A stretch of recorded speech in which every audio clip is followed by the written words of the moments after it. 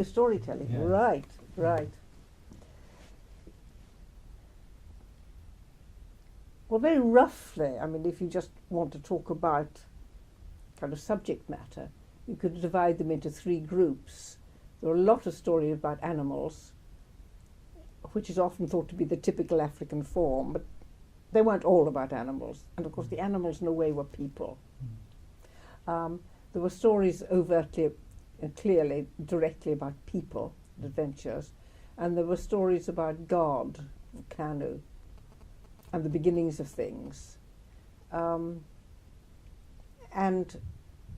to start with, I took some of the stories a bit too seriously. There was one wonderful story that I recorded in Kamabai about why God is so far away from us Limba, in other words, from human beings, that in the old days God used to be close, but tragically he's now a long way away. And I heard stories a bit like that. I'd read about them from elsewhere, because what happened apparently was that one day a deer was being chased by a python, and the deer rushed off to God, saying, "Kanu, Kanu, Kanu, help me." And chiefs are meant to help people. And so Kanu said to the python, "Just be quiet. This is what chiefs do. You know, just don't chase the deer." But the python wouldn't listen and gobbled up the deer.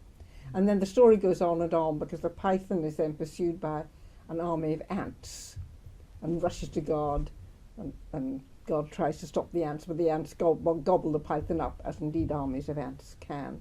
And then the ants were pursued by fire, and fire by water, and it went on and on like that. And God got so fed up of being pestered by these people who wouldn't then listen to him, that he went up above.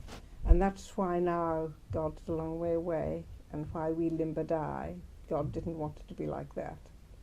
And I thought, oh, and then the person who told it to me was a wonderful storyteller who was blind. And he said at the end, and I was there peeping, and what I tell you is true. And if it's not true, may I never see again. But if it was true, when they carry me to my deathbed, may I see clearly.